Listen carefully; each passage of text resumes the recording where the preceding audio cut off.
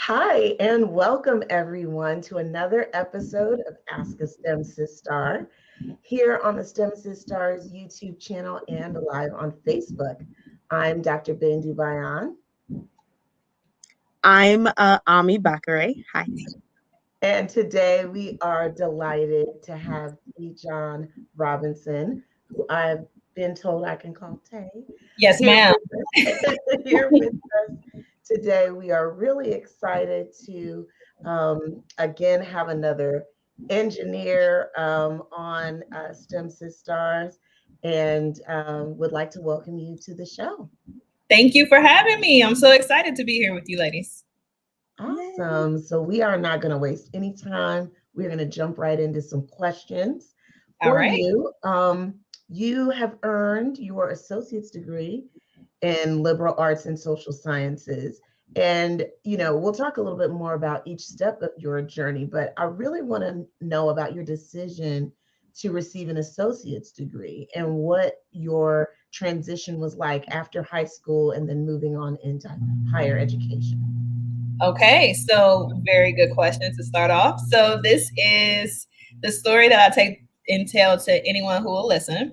So I am originally from Youngstown, Ohio, where I went to Youngstown Early College. So in Youngstown Early College, we had the opportunity to obtain our high school diploma at the same time as obtaining our associate's degree. So the way that worked is through 9th and 10th grade, I was taking all of my high school courses. So it was 9th and 10th throughout the first year, then it was 11th and 12th throughout the second. And then when I was technically a junior in high school, I was actually a freshman in college. So I was on campus at Youngstown State University, and we had to choose the option. We had social sciences and we had social studies as far as liberal arts go. So I took the science route, and that was fully paid for on scholarship by Youngstown Early College. So that was how that geared my associate's degree in liberal arts and social sciences. And fun fact, the day before I graduated high school, I graduated college. So I had my associate's degree in liberal arts and social sciences before I had my high school diploma. Oh, that is an amazing program. Yeah, it's really awesome. Thank you. It's still in Youngstown, Ohio, Youngstown Early College. It was a part of the public school system. I come from the public school system, and yeah, so we had the opportunity to go forward, and I think there were a total of 12 of us in my graduated class who all graduated with associate's degrees the day before high school. Nice. That is amazing. Thank you. Yes. So, go ahead. Okay. Yeah. So that is an interesting journey, and I guess that's not very common just from what I know. So that's outstanding that you were able to, earn the associate's degree like while you were, going to high school. That's awesome. But then as you kind of transition to getting your bachelor's degree, that's in industrial engineering. Yes. So how did you get there? Like, how did you get from, the liberal arts and social sciences into engineering? So engineering has always been my passion since I was literally in the 6th grade. And I remember this day we had a test that was saying, hey, fill out these questions on what you love, and then we'll tell you what path you should go into. So it worked out to where all of my strengths were in the architecture space, engineering space. And I came home and was like, Mommy, I'm going to be an engineer. I want to own General Motors. So that was literally my goal in the 6th grade. And when I got into the early college program, I knew that it would be beneficial to have that associate's degree because that's 2 years of general social sciences and studies. And, when we go after our degrees, we have to take those general required courses. Mm-hmm. So I was able to use that associate's degree and then shave off a year of my school when I went for my bachelor's degree in industrial engineering. So I graduated with my associate's degree in 2012. I graduated with my bachelor's degree in 2015 instead of the 4-year or longer programs that normal undergrads would take. And industrial engineering was the choice for me just because I have a huge passion for making things better. So I am the problem solver. I'm the one who thrives off of taking things apart and putting it back together. And I'm the one who will try to build something without using the instructions. So my mind just goes crazy when I think about different ways that we can do different things, because life doesn't have to be difficult. It's what we choose for it to be. So the engineer in me is stemmed straight toward industrial, because that's systems engineering, and industrial engineers are able to utilize their skills and their degree in multiple places. So I can go from being in General Motors, where I am today, to being at Disney World, trying to figure out how to create a smooth flow with roller coasters, and to go into the hospital, how I can try to help and make sure that patients are being seen in the least amount of time.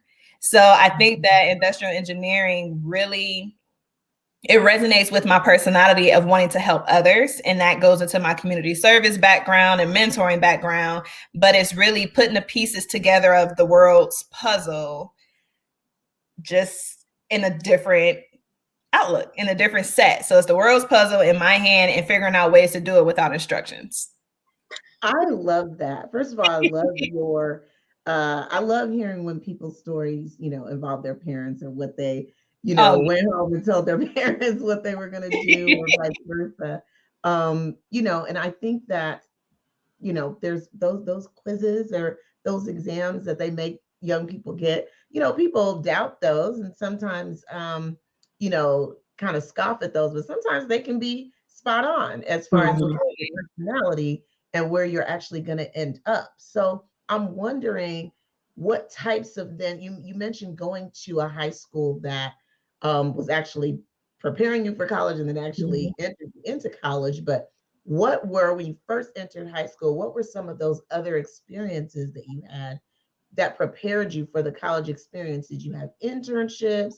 Did you have a particular, a mentor who was an engineer that kind of exposed you to things? What were some of those high school experiences like? So in high school with Youngstown Early College, it was completely different. As you said, and as you can see, it's completely different. So the typical high school student, we're only focused on going, doing my classes that I have to do, and going to play a sport. Where in my world, I had to make sure I was at classes in different places on a college campus with people who are 5-10 years older than me.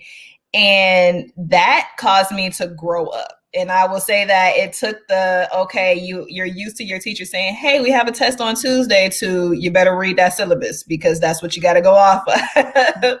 So that really forced me to find my strength in time management. And that also stems into my concentration with my master's in operations management. So it's one of those, like, making sure your schedules go out, making sure that you have everything listed out how you're supposed to, and keeping track of your schedule.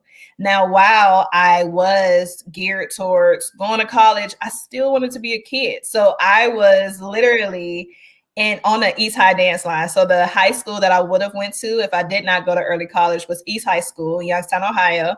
And Youngstown Early College students could play sports for their designated high schools. So while I was at Youngstown Early College, I was also the captain of the dance line at East High School.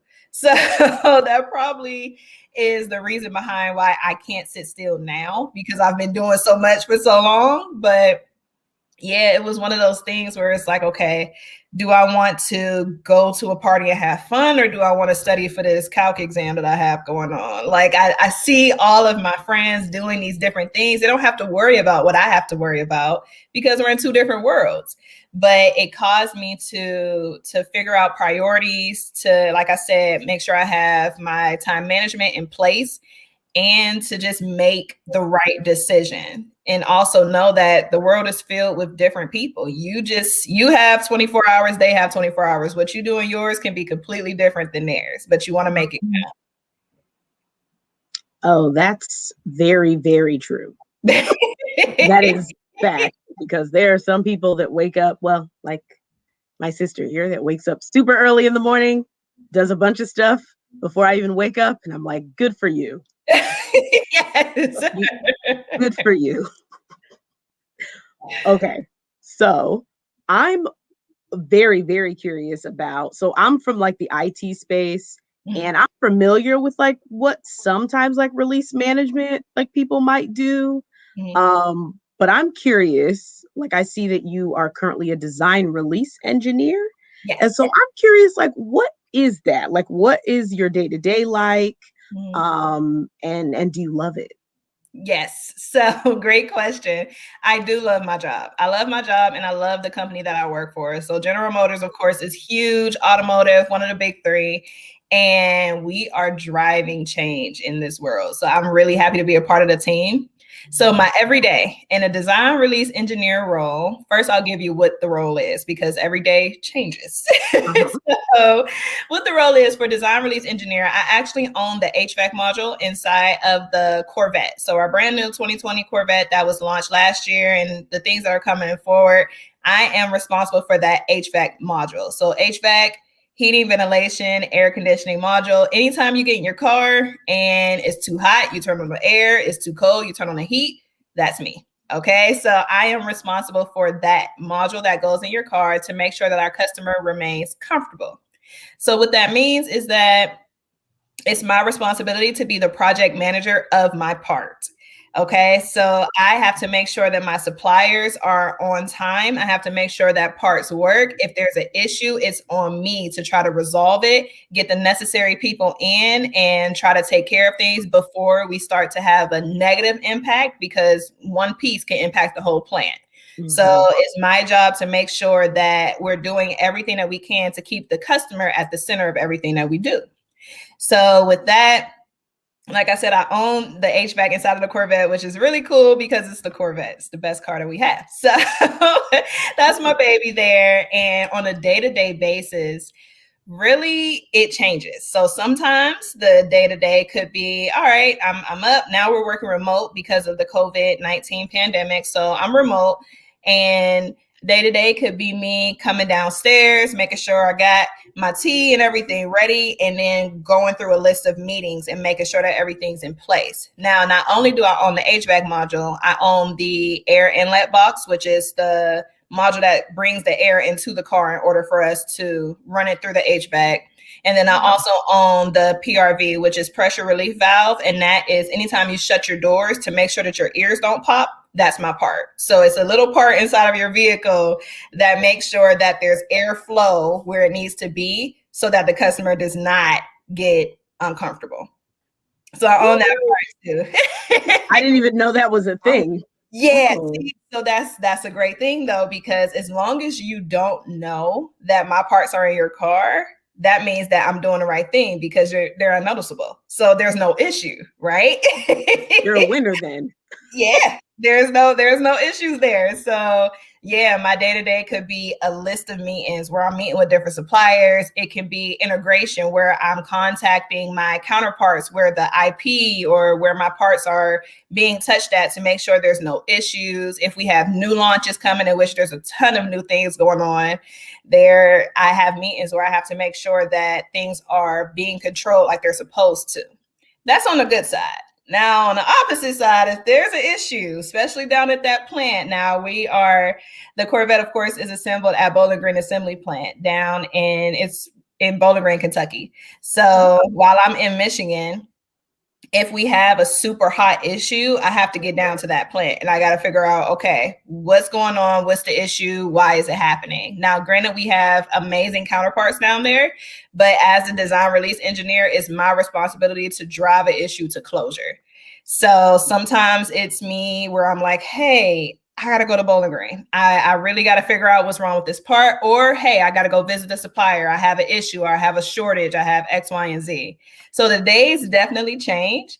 And the job is not an easy one, but it forces you to think. So me being that problem solving background with IE, so I'm not even a mechanical engineer, which more people would think mechanical is in that role. Me being an IE, I'm not only looking at the way that my part works, I'm looking at the systems as a whole to see, okay, how could we have prevented this? How could we fix this in the future? What's the continuous improvement here? So yeah, it's pretty all over the place, but I stay organized by writing my little notes down. I'm super old school. Yes, I have a notebook. I write down my notes and stick to a schedule. Well, I love hearing about how your approach to problem solving is something that you use every day in your role. And I think it's really important, for, young women or women who are watching this to realize that your natural skills that you have, you can carry that into STEM. And then, the ways that you're trained to think and learn and approach problems will actually influence your your real life as well. So, to that point, you sound like a busy person. Because you're also currently working on your master's degree. Yes. How did you decide that you were going to pursue graduate school firstly? And how did you land on lean manufacturing? All right. So great questions. I am going to bring my mom into this and throw her right up under the bus. Okay. So my mom has her PhD in industrial organizational psychology. And she graduated with that, I want to say in 2016. And it was funny because the way that our family works, if you're on a track to do something, you don't stop. You keep going until you can't go anymore. So with the education part of it, really, it was like, all right, I'm not going to stop at a bachelor's. There's no way. Like, I can't tell my mom like, hey, yep, I'm done. I'm not going to do anything anymore. For her to look at me like, who's done? So she was the fire behind it. Although it wasn't pressure or anything like that, she's definitely the drive behind me striving for higher education because she has that higher education. So I've seen this, like I've seen her manage being a single parent and going to get her doctorate. So that's really that she wrote in my mind. And I'm like, okay, I'm not going to let this down. We got to do it. So that was the kick for it. I know once I got into General Motors, so I got into the General Motors family in 2016 when I first moved away from home. First time away from home ever. So that was a huge, just crazy shell shock, but it was literally the best thing I could have done. Leaving home and coming here on my own with no one, no family, anything, but going through different programs, and they really make it to where you know that you're not alone. So they have these different graduate programs for higher learning. And I heard about the technical education program that they have, which we call GM Tech. And in that program, it was different universities there. There were different types of things. And I was trying to look for the closest thing to industrial engineering to continue to focus on industrial engineering. And when I was going through that, came across lean manufacturing. So lean manufacturing is something that was exposed to me in my undergrad studies in industrial engineering, but it was just a specific piece. So when I saw that, I'm like, wait, lean manufacturing, that is making things better. That's continuous improvement. That is me. That's what I want to do. That's it. So it popped out to me and I went for it with the program. Again, it's GM Tech. It's sponsored by General Motors. So this will be my third degree, fully paid for, no student loans. Okay. So yes, no student loans. Everything's on scholarship. So yeah, I went through that and got approval from my director. It was an application process, of course, and went for it. After that, it's all online. I'm going through Kettering University. And yeah, so actually, as of tomorrow, the 5th, I will officially be a graduate part 2. So yeah, I will officially be done with the master's program. Wow. And congratulations in advance. Thank you so much. Yes, so I'm impressed that all of your degrees were paid for. Yes, I'm speaking to you as a person who is having student loan debt from my own graduate school program. And so I'm curious, how was that process? Like, how was the actual process for getting the approval from your director to actually get them to pay for it? Like, what was that process like? So that process it was sort of like an interview process, but it was for schooling. So the way that we went through, it was all black and white. There were no face-to-face conversations that had to happen. It was me saying, okay, here's my name. here's my resume, here is what I want to do, and here is why I think you should help me do it. So it was one of those processes where I had to, basically, you have to sell yourself and make them know that you will be a asset when it comes to you utilizing this degree. So GM is all for higher education and higher learning for others, but it's very important that we let them know that we're going to retain that. Everything that I learned within this program, I'm going to bring back to General Motors to help grow our company. While we don't have to, we're not bonded in a contract or anything like that.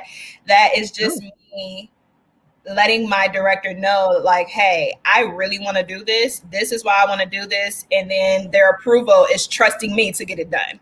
So that's really what the process was for that. I know that there are a certain number of candidates that we have yearly that goes through that program. And funny enough, one of my best friends here in Michigan, she's actually going through it with a different university right now too. So she was approved as well.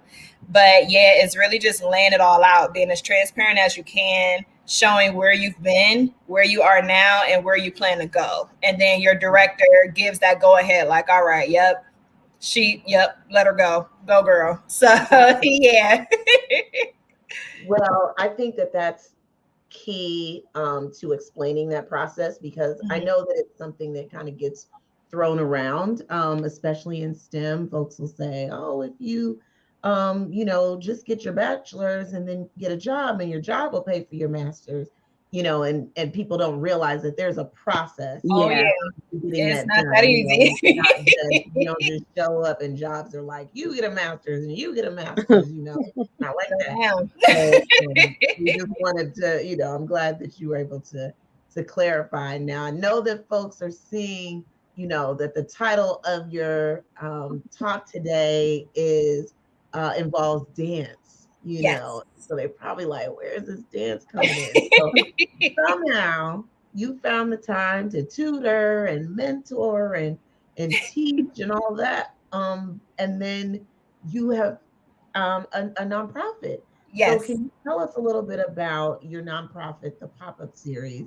and how dance became such an important part of your life? Absolutely. So yes, the engineer, the dancer, the tutor, the mentor, the life coach, the everything. So like I said before, everybody has the same 24 hours. It's just what you choose to do in yours. And really every takeaway everything that I want people to take away from me whenever they get to know me is just remembering that the only choice you have to make is a choice to be great. You don't have to stick to one thing just because that's the common thing to do, just because that's what people think that you should do. You want to follow your heart in everything that you do. So outside of my busy life with engineering and tutoring and all of these different things, community outreach, yes, I own a nonprofit organization called the Pop-Up Series. So the Pop-Up Series is the nonprofit that's under my dance name, Tiny Dancer LLC, is Dancer with the X. And that Tiny Dancer LLC goes with my certified Zumba instructor license. That way, if I am ever booked, or if anyone wants to have a Zumba party or anything like that, they can book me. But the nonprofit STEM is really working to promote a healthy lifestyle while having fun. And the way that we do this is by having fun through dance. So like I said, in high school, I was on the dance line. So I was always in front of the TV watching America's Best Dance Crew. I still sit in front of the TV and watch World of Dance. It's just art with your body. So we know that music is what feelings sound like.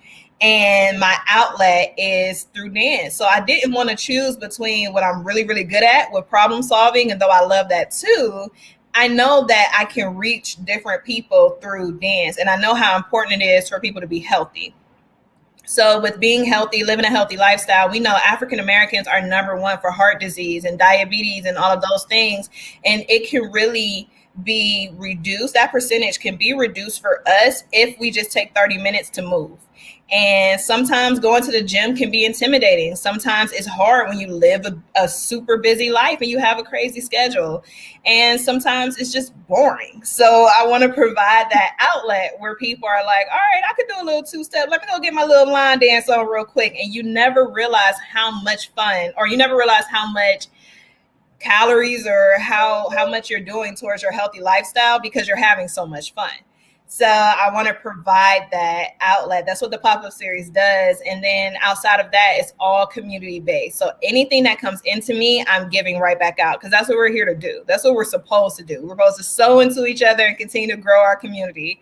So with the pop-up series, we have Sass Class and Pizzazz, which is a dance and leadership camp that's coming for the girls this summer. So it's really like one of those, we are learning what it means to be a lady, while we are also looking at healthy habits, healthy lifestyles. So I want to make sure that we get our youth together. We don't want our girls to be stuck on the social medias or reality TV. It's okay to look like you. It's okay to wear your hair how you want. It's okay to have the body that you have. You need to love yourself.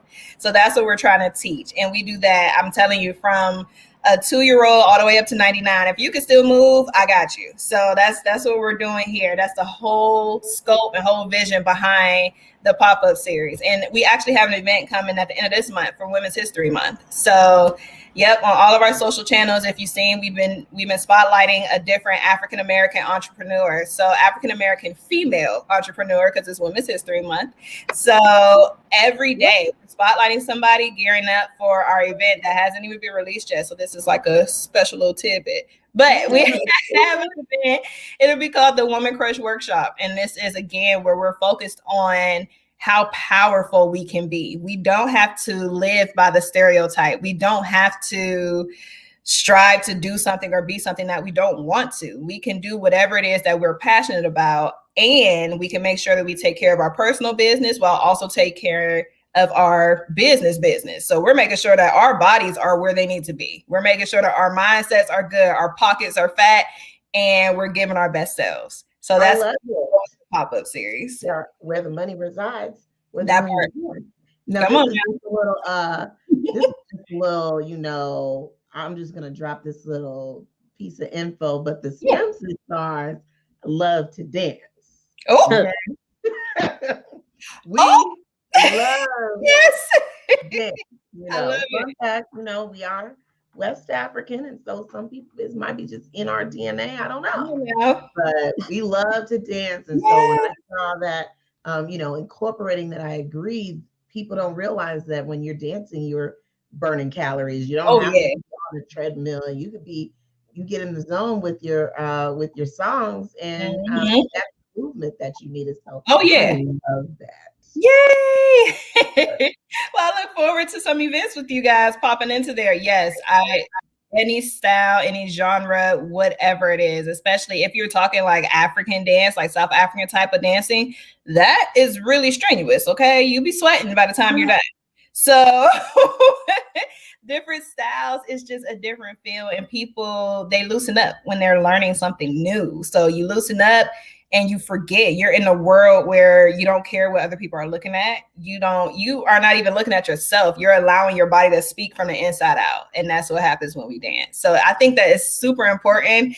And I look at dancing just like my choreography, just like I look at my engineering job. Like it's structure behind it, and you have to be creative. You got to do some things that people haven't seen before. And that's the same thing we have to do as engineers to remain relevant. Well, I love it. Thank you so much for sharing. Absolutely. I just love to see a creative, STEM star. So thank you so much for being here with us. And, you've let everybody know where to find you on social media. It's at Tiny Dancer. And with the pop-up series. So thank you again for joining us, everybody. Please go ahead and follow TaiJaune, and we are again congratulating you ahead of time for graduating. Congratulate her when you actually see her finish. We want to invite everyone to like this and our other videos, and keep up with us here on YouTube and on Facebook. And go ahead and follow us on Instagram to keep up with more of the STEM Sisters. Thank you so much. Absolutely. Thank you.